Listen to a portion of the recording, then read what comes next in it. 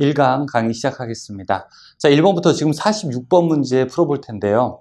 여러분, 이 중에서 계산하는 문제가 조금 있더라도 편안하게 보셔야 되고, 앞서 오리엔테이션에서 말씀드렸던 것처럼 여러분 이 강의는 처음 책을 보시면서 같이 푸는 게 아니라 여러분들이 이미 한번 책을 먼저 쭉 풀어보시고 해설을 저와 함께 보시는 겁니다. 아셨죠? 그래서 만약에 여러분 지금 책을 처음 펴는 거다라고 하게 되면 자, 이 영상 아직 보지 마시고요. 여러분 한번 직접 혼자서 이렇게 쭉 풀어보시고 저와 같이 해설해서 만날 수 있도록 하죠. 자, 그럼 문제 시작하겠습니다. 1번.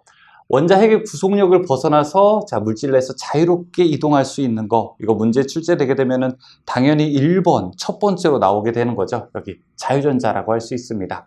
자유전자 역시 최외곽에 있는 전자로서 우리가 멀리 떨어져서 쉽게 외부 에너지를 받았을 때 이탈할 수 있는 것을 자유전자라고 하게 됩니다. 답은 4번이 되죠. 어떤 물질이 정상 상태보다 전자수가 많아져서 전기를 띠게 되는 현상을 무엇이라고 하는가? 원래 이 중성 상태였는데 전자가 하나 더 들어오거나 하나가 더 나가서 이제 전기적인 성질을 띠게 되는 것, 그것을 우리가 대전됐다라고 이야기하게 되죠. 여러분들이 빗으로 머리를 쭉 이렇게 빗게 되면은 마찰에 의한 대전되었다라고 이야기할 수가 있습니다. 답은 그래서 3번이 됩니다. 일반적으로 절연체를 서로 마찰시키면 이들 물체는 전기를 띠게 되는 것. 자, 조금 전에 무슨 현상이라고 했었죠? 맞아요. 2번 대전됐다라고 이야기를 할 수 있죠. 자, 액체류가 파이프 등 내부에서 이동할 때 액체와 관벽 사이에 정전기가 발생하는 현상을 무엇이라고 하는가?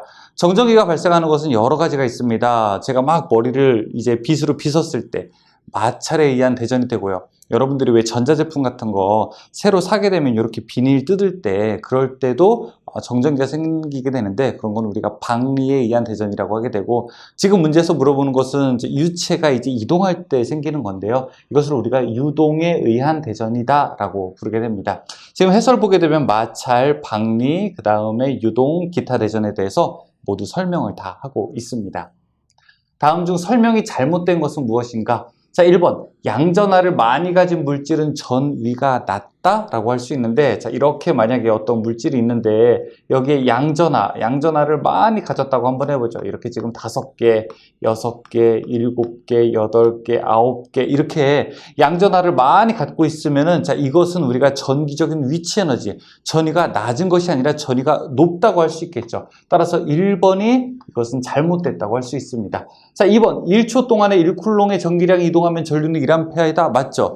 우리가 1A라고 하는 거는 1초에 1쿨롱의 전기량이 이동한 것을 1A라고 하는 거고, 전위차가 높으면 높을수록 전류는 잘 흐르게 된다? 이것도 맞죠? 전류의 방향은 전자 이동 방향과는 반대 방향으로 정한다. 전류는 우리가 어떤 방향이라고 했습니까? 플러스에서 마이너스지만 실제로는 전자가 마이너스에서 플러스로 이동하게 되는 형국이 되죠. 자, 답은 그래서 1번이라고 할 수 있습니다. 전하의 성질에 대한 설명 중에서 옳지 않은 것은 무엇인가? 1번. 전하는 가장 안정한 상태를 유지하려는 성질이 있다. 이건 맞고요. 2번. 같은 종류의 전하끼리는 흡인하고 다른 종류의 전하끼리는 반발한다. 같은 종류의 전하, 여기 플러스가 있다라고 하면 자, 2개 같은 것끼리는 어떻게 되게 됩니까? 서로 밀어내게 되는 거죠. 그래서 같은 종류의 전하끼리 오히려 반발하게 되고, 여기 다른 종류의 전하끼리는 서로 흡인하게 되는 겁니다. 그래서 반발력이 돼야 되고 이쪽은 흡인력이 되어야 되는 것이죠. 2번이 잘못된 것이라고 할 수 있습니다. 7번에 1 일렉트론 볼트는 몇 줄인가? 이것을 우리가 외워야 되는 상수인데요. 여러분 1쿨롱이라고 하는 것이 얼만큼의 전자가 이동한 거냐? 6.25 곱하기 10의 18승 18제곱만큼의 우리가 전자가 이동한 것을 우리가 1쿨롱이라고 하게 됩니다. 자, 분의 1 한 것이 어떤 숫자가 되냐면 이렇게 4번 1.602 곱하기 10의 마이너스 19제곱이 되게 됩니다. 그래서 우리가 1 일렉트론 볼트, 1 전자 볼트라고 하게 되는데요. 자, 그때는 바로 1.602 곱하기 10의 마이너스 19제곱만큼의 크기다라고 할 수 있습니다. 그러면은 이렇게도 문제가 나올 수 있어요. 1 전자볼트가 얼마냐? 그래서 앞서 문제에서는 1 일렉트론 볼트라고 했고 이것은 1 전자볼트라고 했는데 역시 똑같은 문제라고 우리가 볼 수 있죠. 지금 이제 계속 우리가 문제를 풀면서 뭐야 똑같은 문제인데 하는 느낌이 있어요. 그런데 가만히 보게 되면은 이 문제에서 주어지는 이런 표현 방법이나 아니면은 보기가 조금씩 다르게 됩니다. 최근에 여러분 시험 문제가 그런 식으로 출제가 되는 거예요. 그래서 우리가 답만 무조건 외우면 되는 것이 아닙니다. 답만 무조건 외우면 되는 것이 아니라 이 문제가 전체적으로 어떤 것을 묻고 있는지, 자, 그 핵심은 무엇인지 그 논점을 정확하게 파악할 수 있어야 하는 것이죠. 자, 이것도 역시 마찬가지로 6.1.60219 곱하기 10-19제곱 여기 1번이 답이라고 할 수 있죠. 자, 그러면은 이렇게도 물어보게 됩니다. 자, 이제 1 일렉트론 볼트가 아니라 10 일렉트론 볼트는 몇 줄인가 물어보고 있었죠. 아까 1.602 곱하기 10의 마이너스 19제곱에다가 이제 얼마를 여기다가 곱해줘야 되는 겁니까? 여기에다가 10을 곱해줘야 되는 거죠. 자, 그럼 이 결과값이 얼마가 나오냐? 이렇게 볼 수 있죠. 1.602 곱하기 10의 마이너스 18제곱이라고 할 수 있겠죠. 지금 보시면 어떤 게 답이라고 할 수 있습니까? 네, 저거 맞아요. 4번이 답이라고 할 수 있겠죠. 4번. 다음 10번. 10V의 전위차로 가속된 전자의 운동 에너지는 몇 줄인가? 라고 볼 수 있습니다. 자, 이것도 역시 아까 했던 문제와 똑같은 형태의 문제인데 아까 했던 문제는 잘 푸시는데 또 이렇게 문제가 나오게 되면 또 뭐야 또 완전히 새로운 문제야 라고 생각하실 수 있어요. 전혀 그렇지 않아요. 똑같은 문제입니다. 자, 아까 10의 마이너스 19제곱에다가 10V 더 계산해 주게 되면 됩니다. 답 3번으로 할 수 있죠. 자, 어떤 도체에 5초간 4쿨롱의 전하가 이동했다면 이 도체에 흐르는 전류는 어떻게 되는가? 전류 우리가 어떻게 하게 돼요? 전류 어떻게 계산하게 됩니까? I는 이렇게 T분의 Q가 되고요. T, 시간이라고 하는 것은 지금 5초라고 했었죠. 그 다음에 4쿨롱이니까 5분의 4 하게 되면은 0.8A 나오게 됩니다.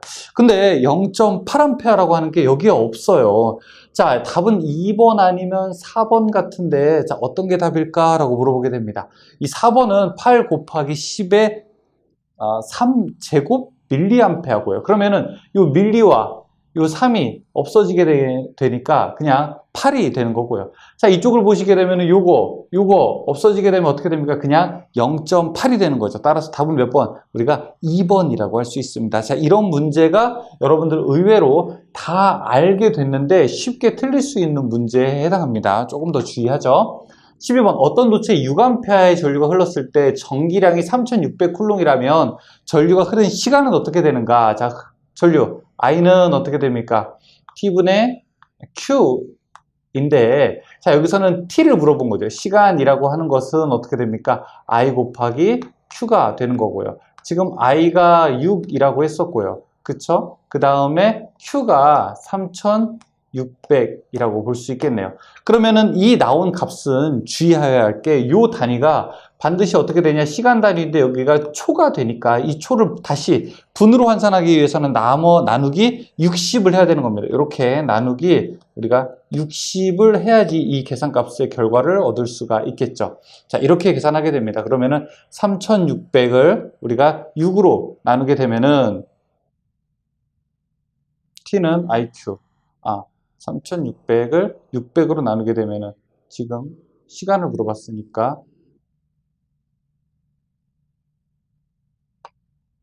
죄송합니다.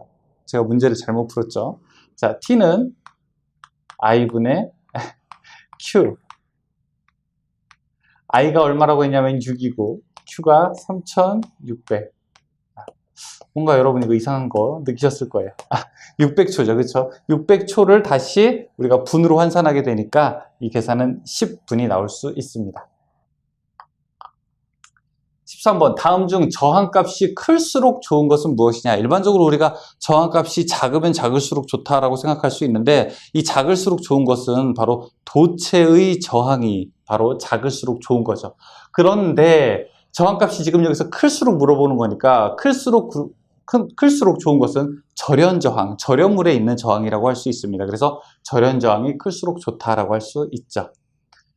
전선에서 길이 1m, 단면적 1제곱밀리미터를 기준으로 고유저항은 어떻게 나타내는가 물어보고 있습니다. 지금 기준이 1제곱밀리미터를 기준으로 하고 있죠. 이때 길이가 1m를 기준으로 하고 있죠. 1m가 이렇게 들어오면 되고요. 그 다음에 1제곱밀리미터가 이렇게 들어오게 되면 됩니다. 그래서 지금 보시는 것은 이 4번의 형태가 우리가 전선의 고유 저항을 나타내는 이 단위 면적 그리고 단위 길이당의 식이라고 할 수 있습니다.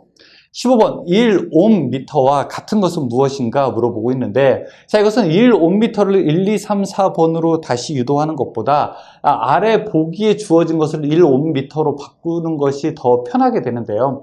사실은 여기서 답은 2번이라고 할 수 있어요. 그 이유를 한번 보죠. 여기 제곱 밀리미터가 있고 퍼미터가 있으니까, 그리고 10의 6제곱이라는 뜻이죠. 그러면은 이 밀리라고 하는 것은 10의 마이너스 3제곱이잖아요. 10의 마이너스 3제곱이 두 개 있게 되니까 이렇게 없어져서 여기 6이 없어지게 됩니다. 일단 10의 6제곱이 없어지게 됩니다. 그리고 여기 제곱미터와 미터가 없어지게 돼서 자, 이렇게 그냥 미터 하나만 남게 됩니다. 그러니까 이것이 곧 1옴미터라고 할 수 있고요. 자, 이게 바로 지금 여기서 문제에서 주어진 것과 같은 답이라고 할 수 있겠죠. 답은 그래서 2번이 됩니다. 16번 다음 중 도체의 전기저항을 결정하는 요인과 관련이 없는 것은 무엇인가? 도체의 전기저항은 무엇에 의해서 결정되게 됩니까? R은 이렇게 결정되게 되죠. 로, 그 다음에 A분의 L이라고 해서, 여기서 로라고 하는 것은 무엇입니까? 이것은 우리가 고유한 저항, 즉 고유 저항을 의미하게 되고요. 이 L이라고 하는 것은 길이를 의미하게 되고요. 이 A라고 하는 것은 면적을 의미하게 되죠. 즉 도체의 저항이라고 하는 것은 고유 저항과 길이와 면적에 따라서 달라지게 되는 것인데, 지금 문제에서 보게 되면은 3번의 색깔, 좀 생뚱맞죠, 그렇죠? 색깔이라고 하는 것은 전혀 이 저항과는 관계가 없게 됩니다. 답은 3번이죠. 17번 도체의 전기 저항에 영향을 주는 요소가 아닌 것은, 자, 도체가 어떤 성분으로 되어 있느냐, 이게 뭐 금이냐, 철이냐, 알루미늄이냐, 이런 성분 같은 거 당연히 의미가 있죠. 자, 길이 당연히 의미가 있죠. 모양, 단면적의 크기가 있는 거지, 모양이 이제 이렇게 둥그냐, 네모냐는 별로 관계가 없다고 할 수 있습니다. 자, 그래서 지금 문제 내용 보시게 되면은 3번이 답이라고 할 수 있습니다. 18번 금속 도체의 전기 저항에 대한 설명으로 옳은 것은 무엇인가? 일반적으로 우리가 금속 도체는 어떻게 됩니까? 자, 조금 전에 식 보여드렸던 것처럼 고유 저항에는 비례하고 길이에는 비례하고 면적에는 반비례하게 되죠. 그래서 도체의 저항은 도체의 저항 고유 저항과 길이에 반비례하게 된다? 아니에요. 도체의 저항은 길이와 단면적의 반비례는 길이에는 비례하게 되는데, 단면적의 비례? 고유 저항의 비례, 단면적의 반비례. 4번이 맞게 되네요. 그렇죠? 자, 여러분 그래서 풀기 어려운 우리가 또 이유 중에 하나가 CBT로 컴퓨터로 딱 봤을 때 그게 그거 같아요. 그래서 컴퓨터로 이렇게 문제 보실 때 저것이 어떤 것을 의미하게 되는지, 그러니까 식을 머릿속에 딱 정리를 하고 그 다음에 그 식을 이렇게 풀어 쓰는 것들도 우리가 쉽게 변환할 수 있어야 하겠습니다. 4번이 답이고요. 19번 어떤 도체의 길이를 2배로 하고 단면적을 3분의 1로 했을 때 저항은 원래 저항의 몇 배가 되는가? 이제 이런 식의 문제도 많이 나오게 됩니다. 자, 일반적으로 저항 R은 다시 한 번씩 가볼게요. 로 A분의 L 이렇게 놓을 수 있고요. 자, 여기에서 길이를 2배로 했대요. 이 얘기는 여기를 길이를 몇 배? 여기에서 2배로 하게 되고요. 그 다음에 면적을 3분의 1로 했대요. 여기를 3분의 1배 했다고 합니다. 그러면은 길이가 2배가 되었으니까, 그 다음에 면적이 3분의 1배 되었으니까 전체 여기서 저항이라고 하는 것은 몇 배 더 늘어나게 될까요? 맞아요. 6배 더 늘어나게 되겠죠. 그래서 총 6배 늘어나게 된다. 3번이 답이라고 할 수 있겠죠. 요거 내용 아직 안 지워볼게요. 자, 1m의 저항이 25인 전선의 길이를 2배로 늘리면 저항은 얼마가 되겠는가? 최적은 일정하다라고 되어 있습니다. 최적이 일정하다는 거 제가 정규반 강의에서, 이론 강의에서 뭐라고 했었죠? 여러분 가래떡 늘린다고 생각하면 되겠죠. 가래떡을 길이를 2배로 한번 이렇게 쭉 늘려보세요. 그러면은 가래떡의 얇기는 어떻게 됩니까? 얇기는, 면적은 더 감소하게 되죠. 그것이 바로 최적이 일정하다는 뜻이 되는 겁니다. 지금 여기서 25mm라고 했는데 길이를 2배로 늘렸대요. 그러면은 최적이 일정하게 되면 면적은 어떻게 될까요? 면적이라고 하는 것도 역시 줄어들겠죠. 길이가 2배 된 만큼 면적도 2분의 1배 되고요. 그러면은 길이가 2배, 면적이 2분의 1배 되니까 전체 저항은 몇 배가 됩니까? 맞아요. 4배가 되는 겁니다. 4배로 증가하게 돼요. 원래 25옴이었는데 4배가 증가하게 되었으니까 전체 저항은 몇 옴? 맞아요. 80옴이 되는 것입니다. 21번 전선의 전기 저항 값을 R1이라고 하고 이 전선을 반지름을 2배로 하면 전기 저항 R은 처음 값에 얼마이겠는가 물어보고 있습니다. 자, 원래 저항을 R1, 이 전선의 반지름을 2배로 하게 되면 여기 면적이라고 하는 것을 이야기하는데요. 원래 우리가 전선이라고 하는 건 이렇게 동그란 면적을 가지고 있죠. 이 반지름을 우리가 R이라고 하게 되면 전체 면적이라고 하는 것은 파이 R의 제곱이라고 볼 수 있습니다. 여기 R 값을, 그런데 반지름의 값을 2배로 했대요. 반지름의 값이 2배. 2배가 되면 이 2배의 제곱해서 커지기 때문에 전체 면적은 몇 배가 될까요? 전체 면적은, 자, 요건 이제 해당 없고, 맞아요. 4배가 됩니다. 4배가 되게 되면 여기는 전체 저항은 얼마가 될까요? 4분의 1배가 되겠죠. 그래서 원래의 저항보다 4분의 1배가 되는 거, 답 4번이 맞게 됩니다.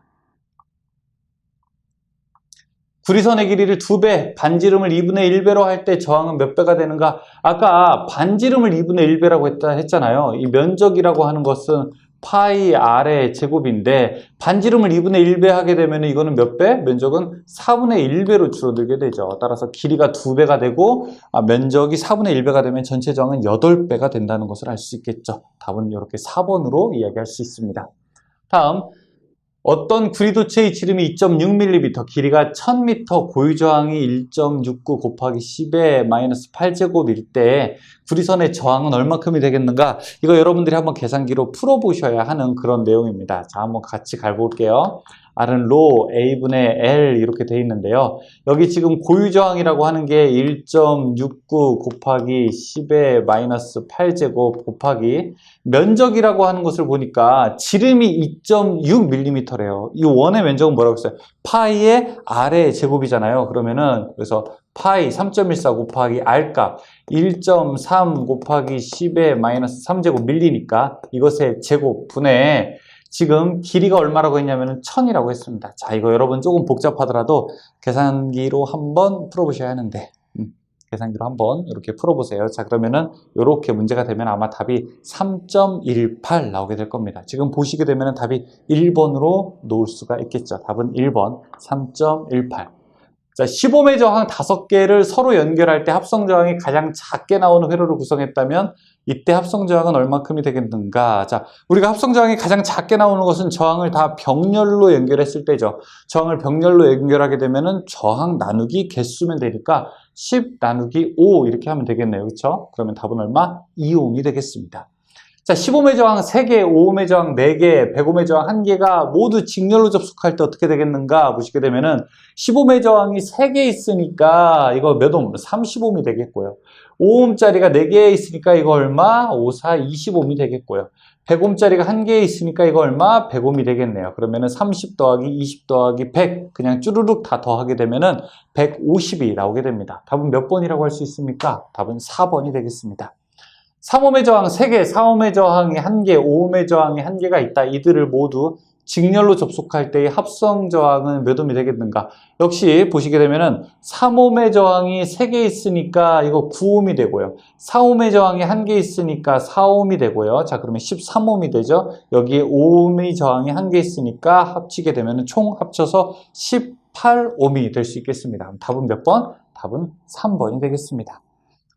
15ohm짜리 저항 10개를 직렬 연결했을 때의 합성 저항은 병렬 연결했을 때 합성 저항의 몇 배가 되는가? 만약에 15ohm짜리 저항을 자 이제 10개를 직렬 연결했다라고 하게 되면은 그냥 곱해주면 되죠. 10 곱하기 10 하게 되면 이거 직렬 연결하게 되면은 100ohm이 되는 거고요.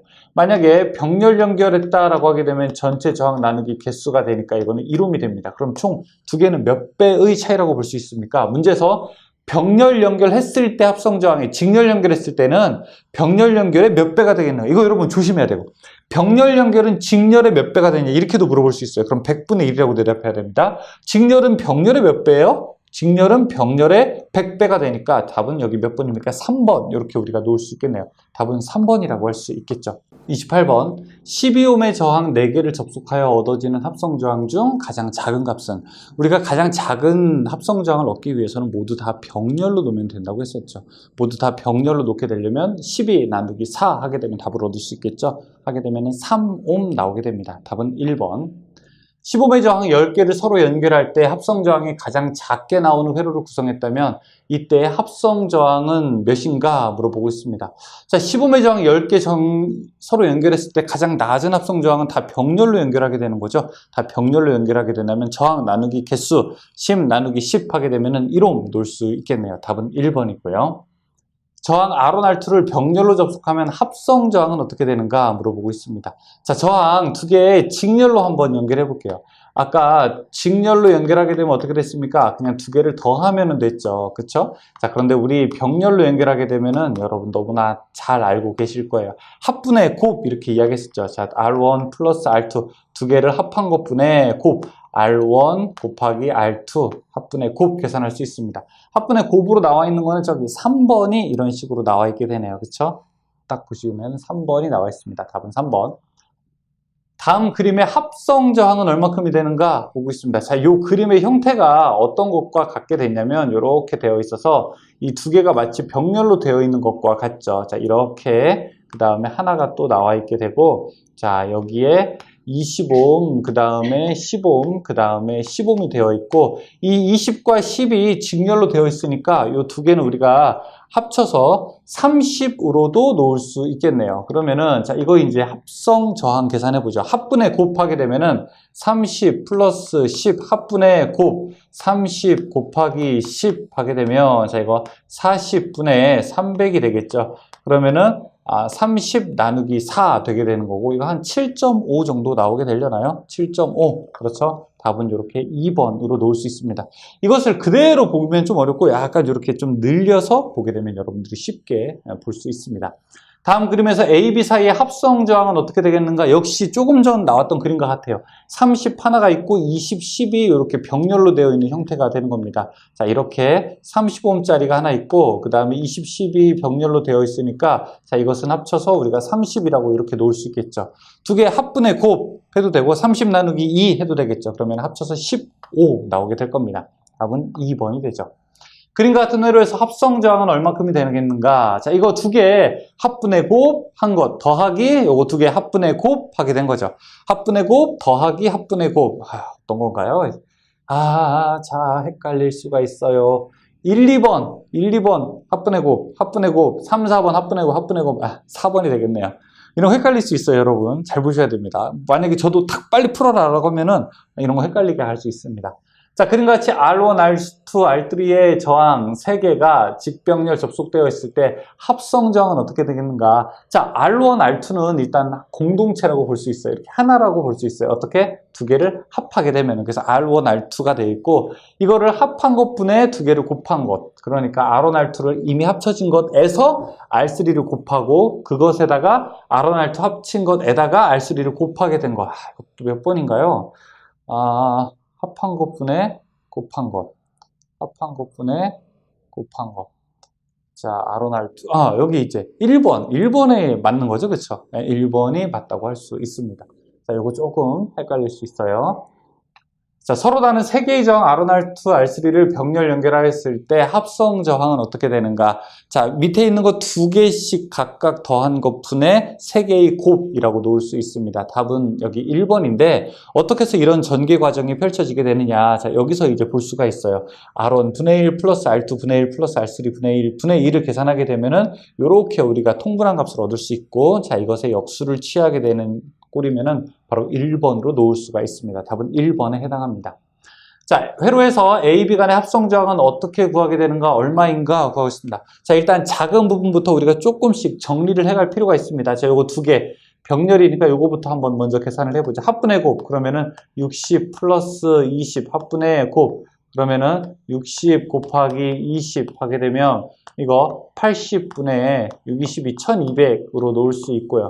자, 그럼 120 나누기 8 하게 되면 이거 얼마 나오겠지 모르겠네요. 하게 되면 15 정도 나오게 된다고 해요. 자, 여기 15옴이 나오게 됩니다. 그러면 여기가 얼마예요? 두 개 합친 게 15옴이죠. 15옴과 15옴이 같이 있으니까 이제 여기는 30옴이 되겠네요. 그럼 30옴과 20옴이 병렬로 있게 되는 것을 계산하면 되겠네요. 30과 20의 병렬. 30 플러스 20분의 30 곱하기 자 20 계산하게 되면은 50분의 50분의 600 계산할 수 있고요. 자, 이거 계산하게 되면은 아마 12옴 나오게 될 겁니다. 답은 그래서 2번으로 놓을 수가 있습니다. 좀 딱 보게 되면 아 뭐야 그렇게 어려워 생각할 수 있는데 우리가 부분 풀게 되면은 좀 쉽게 풀 수 있고 이런 풀이 문제들은 일단 문제를 만드는 사람이 보았을 때도요. 계산해서 거의 딱 맞아 떨어지는 수로 만들어줍니다. 아주 얼토당토안하게 뒤에 무한소수가 나오거나 그렇게는 문제를 출제하지 않으니까 여러분들이 꼭 계산해봐가지고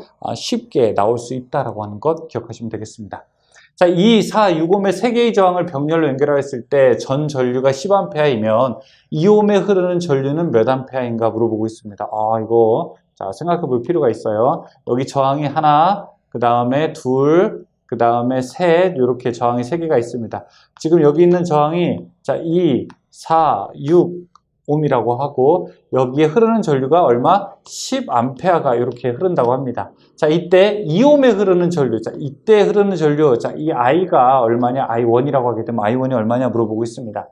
자, 계산하게 될 때는 일단 가해진 전압이 같으면 쉽게 I는 R분의 V로 풀 수 있게 되는데 자, 일단 요것의 합성 저항을 먼저 구해볼게요.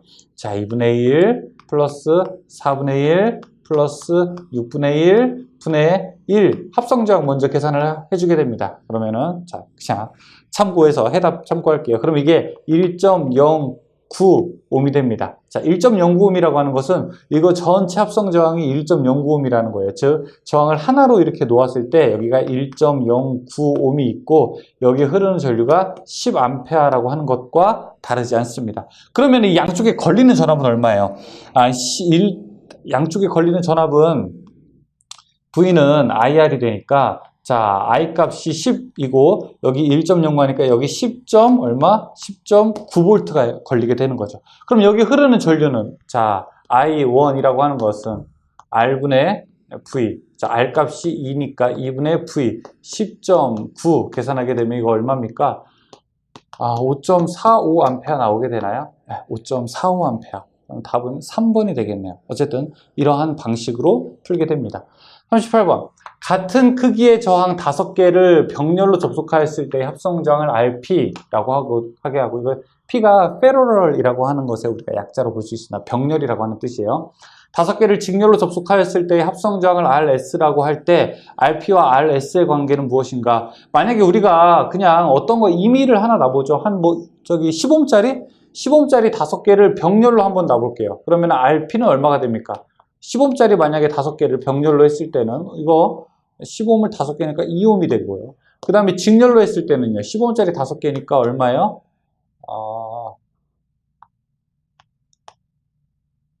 50옴이 되겠죠. 50옴. 자, 그러면은 2옴과 50옴은 몇 배의 차이가 납니까? 25배의 차이가 나죠? 누가 더 커요? RS가 더 크게 되죠. RP에다가 25배 한 게 RS가 되니까 자, 지금 3번에 있는 요런 꼴에 맞는 거죠. RP에다가 25배를 한 게 RS와 같다라고 놓을 수 있습니다. 답은 그래서 3번이 됩니다. 자, 2옴의 저항과 8옴의 저항을 직렬로 접속할 때 합성 컨덕턴스는 얼마인가? 컨덕턴스라고 하는 것은 뭐예요? 컨덕턴스라고 하는 것은 저항 분의 1, 저항의 역수죠. 자, 그럼 이 회로의 저항은 얼마입니까? 8에다가 2가 직렬로 있으니까 이거 저항 10옴이라고 하는 걸 알 수 있고요. 그러면 컨덕턴스는 0.1모가 되겠네요. 답은 1번에 해당합니다. 답은 1번. 어려우시죠? 네, 좀 복잡하죠. 사실은 우리가 그런 생각들도 할 수 있습니다.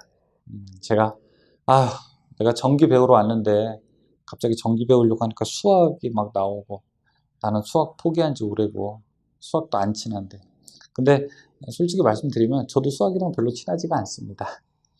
수학 친한 사람 별로 없어요. 그런데 우리가 더 큰 꿈이 있잖아요. 더 큰 꿈. 그러니까 수학이 목표가 아니라 수학을 넘어서 자격증을 취득하는 거기 때문에 수학적인 어려움을 극복하려고 하는 것보다는 여기서 나오는 것들이 사실 대부분 단순한 것들이 어떻게 보면 반복돼서 나오게 됩니다. 분수의 계산이라든지 이항이라든지 나누기 곱하기 이런 것들이 계속 반복되다 보니까 지금은 여러분 좀 수학 공부를 하는 시기라기보다는 조금 좀 똑같은 것들을 좀 반복하는 훈련의 과정이라고 생각하시는 게 조금 더 공부하시는데 더 도움이 될 것 같아요. 자, 계속해서 나가보도록 하겠습니다. 40번. 2옴의 저항과 3옴의 저항을 직렬로 접속할 때 합성 컨덕턴스는 얼만큼이 되겠는가? 자, 두 개 직렬로 접속하게 되면 얼마예요? 5잖아요. 그쵸? 그러면 컨덕턴스는 저항 분의 1을 하게 되면 된다고 했으니까 5분의 1 하게 되면은 4번에 0.2 모가 되겠네요. 답은 4번. 4옴의 저항과 6옴의 저항을 직렬로 접속할 때 합성 컨덕턴스는 얼마인가? 4에다가 6 하게 되면은 얼마예요? 10이죠? 10분의 1 하게 되면 0.1이 되겠죠? 답은 1번. 3옴의 저항과 4옴의 저항을 직렬로 접속할 때 합성 컨덕턴스는 얼마인가? 3 더하기 4 하게 되면 7이잖아요? 그러면 7분의 1 컨덕턴스 물어봤으니까 7분의 1 계산할 수가 있겠네요. 이거 얼마 나오게 되나요? 0.14 정도 나오나요? 답은 2번이 되겠습니다. 금속도체의 전기 저항은 일반적으로 온도와 어떤 관계가 되는가 물어보고 있습니다. 자, 이제 우리가 이 곡선 있죠. 여기가 온도라고 하게 되면은 온도라고 하게 되면 여기가 이제 저항. 일반적으로 온도가 증가할수록 저항이 증가하는 게 이게 일반적인 도체의 모양이죠. 반대로 온도가 올라갈수록 저항이 감소하는 게 있어요? 이거는 뭐예요? 이거는 일반적으로 우리가 부성저항 특성이라고 해서 반도체 같은 것이 이런 역할을 하게 되는 거죠. 그래서 이 도체는 정특성, 이거는 우리가 부특성이라고 하게 됩니다. 정, 그 다음에 부특성이라고 하죠. 일반적으로 온도 어떤 관계가 있는가? 자, 이 내용은 알았어요. 이제 문제 풀어야 되겠죠. 1번, 전기저항은 온도와 무관하다? 아니에요. 관계가 있어요. 전기저항은 온도의 변화에 대해서 정특성을 가진다? 일반 금속도체 맞아요. 2번이 맞는 말이겠죠. 3번, 4번은 다 잘못된 말입니다. 43번, 주위 온도 0도에서 저항이 25mm 연동선이 있다. 주위 온도가 50도로 되는 경우에 저항은 얼만큼이 되겠는가 물어보고 있습니다. 자, 0도에서 50도가 됐다고 하니까 총 온도 변화 50도만큼의 온도 변화가 있겠죠. 그래서 원래의 저항 R0에다가 플러스, 자, 온도 계수, 그 다음에 원래의 저항, 그 다음에 온도의 변화량을 곱해주게 되면은 그 변화된 우리가 저항값을 알 수 있게 되는 거죠. 처음에 원래 25mm였다고 하고요. 플러스, 자, 여기 온도 계수가 4.3 곱하기 10의 마이너스 3제곱 곱하기 원래의 온도, 원래의 저항 20, 그리고 온도 변화 50. 자, 이렇게 계산해 주게 되면은 우리가 변화된, 저항을 알 수 있게 됩니다. 계산하게 되면 얼마인가요? 자, 요거 계산하게 되면 5, 곱하기죠. 5, 2, 10 하게 되면은 이거 1000이고 없어지게 되면 이렇게 없어지게 되고 그럼 20 더하기 4.3 되겠네요. 24.3 해서 답 3번 나오게 됩니다.